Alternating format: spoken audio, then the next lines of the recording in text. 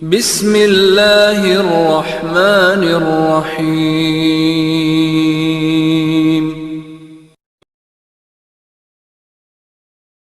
کیا ہے سورہ بروج کا عبرتناک واقعہ۔ کون ہے اشب الاخدود؟ کھائی کے لوگ۔ یہ صبر اور آزمائش کا ایک واقعہ جو بچے، بوڑھے، عورتیں، تجارت دار سب کے لیے عبرت ہے کا ایک واقعہ ہے۔ یہ واقعہ بہت بڑا ہے، مسلم شریف کی روایت ہے، طویل ہے۔ ہم انشاءاللہ اس واقعے کو اختصار سے بیان کرنے کی کوشش کر رہے ہیں۔ تو شروع کرتے ہیں اللہ کے نام سے۔ رسول اللہ کہتے ہیں، اور اللہ رب العزت نے قرآن میں سورہ البروج کے ابتدائی آیتوں میں بیان کیا ہے اشاب اخدود کا واقعہ۔ صحابہ کرام نے رسول اللہ سے پوچھا کہ اخدود کا واقعہ کیا ہے؟ یہ گڈھے والے لوگ کون ہیں؟ آپ نے فرمایا، تم سے پہلے بنی اسرائیل میں ایک قوم تھی، اس بستی میں ایک بادشاہ تھا، اور اس بادشاہ کے پاس ایک جادوگر تھا۔ وہ جادوگر جیسے جیسے ضعیف بوڑھا ہونے لگا، ویسے اس نے بادشاہ سے کہا کہ اے بادشاہ، میں اب بوڑھا ہو چکا ہوں اور میں عنقریب مر جاؤں گا، لہٰذا تم اپنی بستی سے ایک نوجوان بچہ مقرر کرو جسے میں اپنا جادو وراثت میں سکھا دوں، تاکہ میرے بعد وہ آپ کی مدد کرتا رہے۔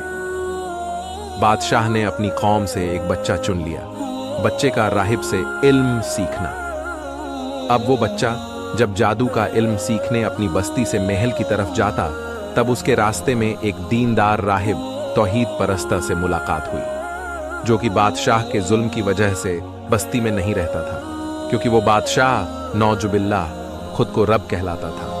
وہ راہب اس بچے کو دین کی باتیں بتاتا خاموشی میں۔ وہ بچہ وہ باتیں سیکھ کر محل جاتا، جادوگر سے جادو کا علم سیکھتا اور واپس گھر جاتا ہے۔ یوں ہی ہر روز ہونے لگا۔ اب بچہ جب اس راہب کے پاس بیٹھ کر علم سیکھنے لگا تو اسے دیر ہونے لگی، اور جب وہ دیر سے محل پہنچتا ہے تو جادوگر اسے سزا دیتا ہے اور پوچھتا ہے کہ تو دیر سے کیوں آیا؟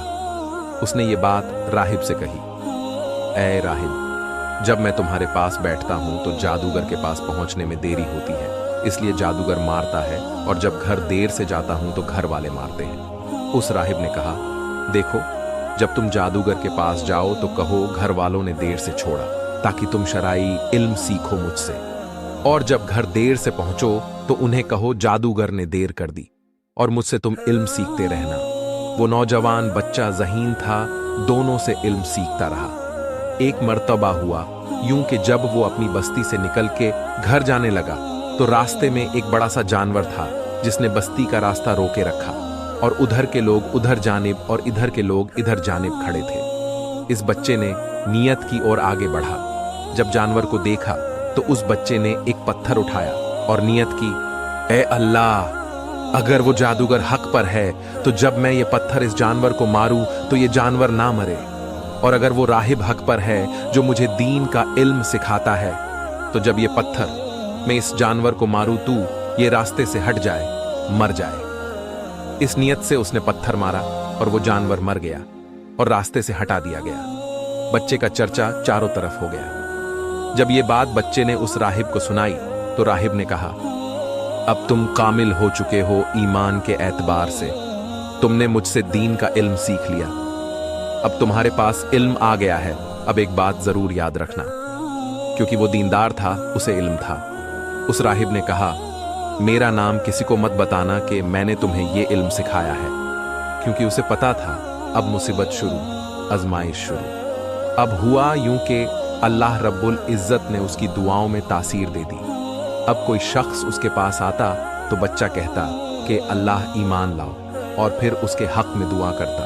اللہ اس کی دعا کو قبول فرماتا اور وہ بیماروں کو شفا دینے لگا اللہ کے حکم سے۔ جو بھی آتا اسے کہتا ایمان لاؤ اللہ پر، اور وہ دعا کرتا اور وہ شفا یاب کامیاب ہوتے۔ بچے کی دعوت پر بادشاہ کے وزیر کا ایمان لانا۔ ایک مرتبہ یوں ہوا کہ ایک وزیر تھا جو اس بادشاہ کے محل میں تھا، وہ نبینا اندھا تھا۔ کسی نے کہا کہ جاؤ اس بچے کے پاس، وہ بہت ماہر ہو چکا ہے۔ لوگوں کو لگا کہ اس نے جادوگر سے یہ علم سیکھا، وہ جس کے لیے دعا کرتا ہے اس کی دعا قبول ہوتی ہے۔ تم نبینا اندھے ہو، اس سے نظر درشٹی مانگو۔ وہ شخص وزیر بہت سارے تحفے اپہار کے ساتھ اس بچے کے پاس پہنچ گیا اور اس بچے سے بنائی آنکھوں کی فریاد کرنے لگا۔ اس بچے نے کہا، बिनाई, मैं नहीं देता, वो तो अल्लाह देता है शफ़ा। वजीर ने कहा, ये अल्लाह कौन है? बच्चे ने कहा कि अल्लाह मेरा और तुम्हारा रब है, लिहाजा तुम उस पर पहले ईमान लाओ, फिर मैं दुआ करूंगा। वो शख्स वजीर ईमान लाया। बच्चे ने उसके हक में दुआ की। वजीर को आंखें आ गई। बच्चे के ईमान की खबर बादशाह को पता चली। अब वजीर की आंखों की बिनाई का वाकया जब बादशाह को मालूम हुआ तो उसने उस नौजवान बच्चे को विरासत में ले लिया और उस बच्चे से पूछा कि तुम मुझसे भी हटकर किसी और को रब मानते हो? बच्चे ने कहा कि हाँ, वो अल्लाह जो मेरा भी रब है और तुम्हारा भी। बादशाह ने कहा कि ये नहीं हो सकता, किसने तुम्हें ये इल्म सिखाया? उस पर जुल्म किए गए, उसे ज़र्ब लगाए गए, मारा पिटा गया और फिर मजबूरन उस नौजवान बच्चे ने अपना मुंह खोल दिया और उस राहिब के बारे में बता दिया। बादशाह ने राहिब को गिरफ्तार करके अपने महल में हाजिर किया। अब महल में वजीर भी खड़ा है, राहिब भी और बच्चा भी।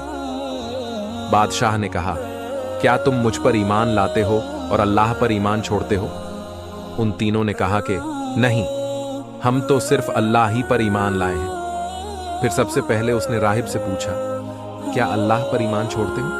राहिब ने कहा, नहीं। एक आरा मंगवाया गया, उस राहिब के सिर पर रखा गया और दोबारा पूछा कि क्या अल्लाह पर ईमान छोड़ते हो, मुझे रब मानते हो?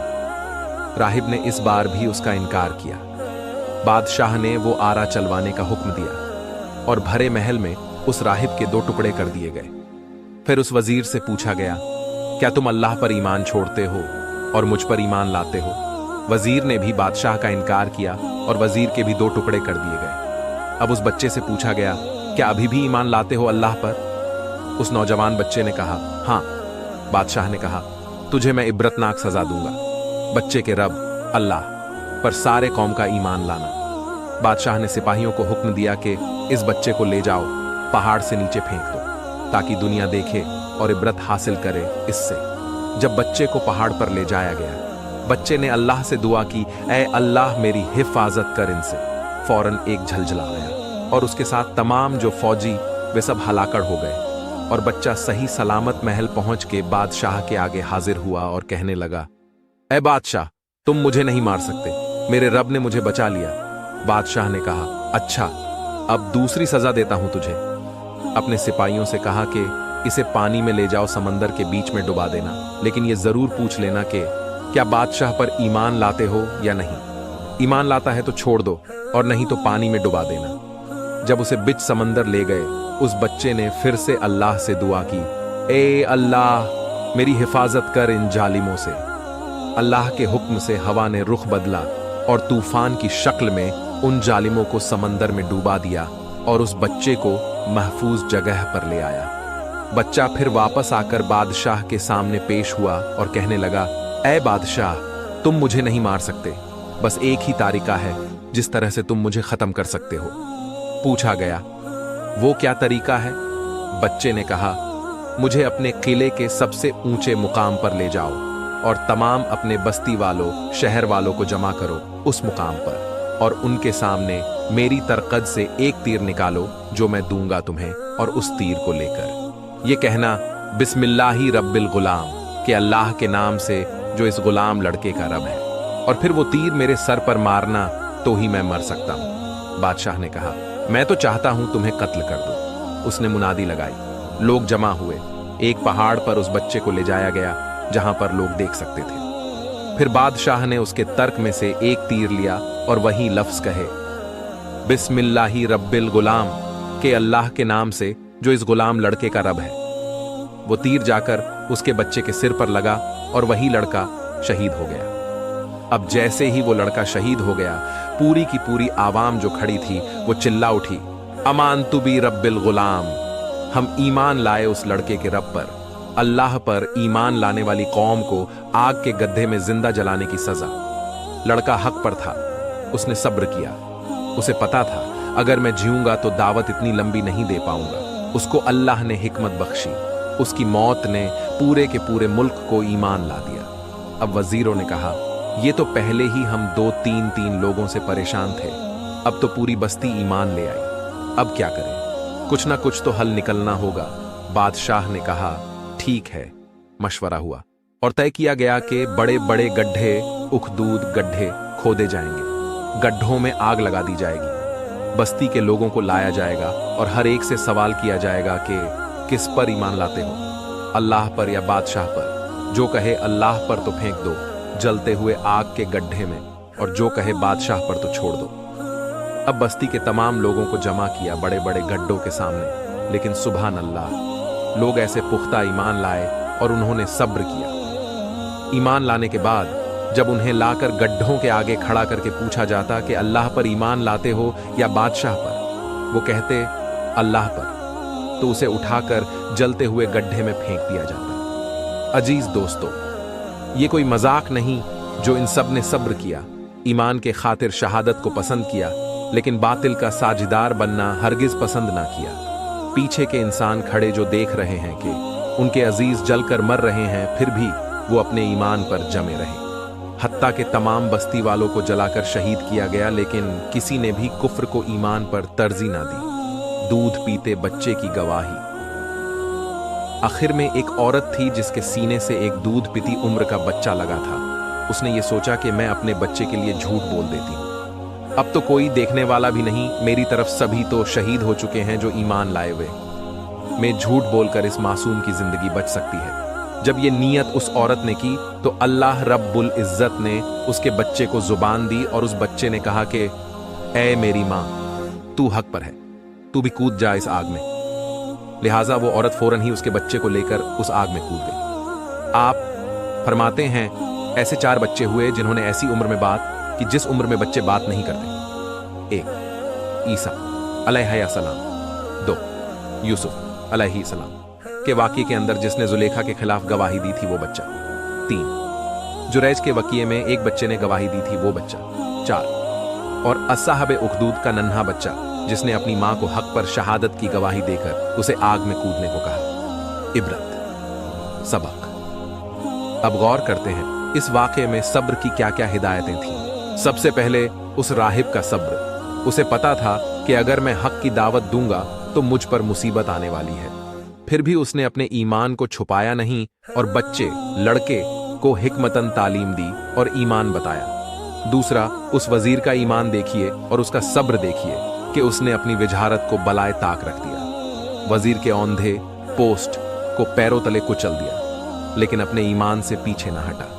चाहे मार दो या कत्ल कर दो, और वो भी कत्ल कर दिया। फिर उस पूरे बस्ती वालों की कुर्बानी देखिए, बड़ा छोटा, औरत मर्द और हर शख्स ने ईमान के खातिर कुर्बान होना पसंद किया, लेकिन अपने ईमान को ना छोड़ा। और आखिर में उस औरत की और उस मासूम बच्चे की कुर्बानी देखिए कि उस नन्हे बच्चे ने भी ईमान के लिए मरना पसंद किया, लेकिन कुफ्र की जिंदगी पसंद नहीं की। तो इस वाक़ये से हर फर्द के लिए अजीम से अजीम हिदायत है, हर पद के लिए इबरतनाक सबक था। लिहाजा याद रहे, मुसीबतों पर सब्र करना और अल्लाह का शुक्र अदा करते हुए अफियत की दुआ करना सच्चे मोमिन की सिफात है। अल्लाह ताला हमें कहने सुनने से ज्यादा अमल की तौफीक दे। आमीन।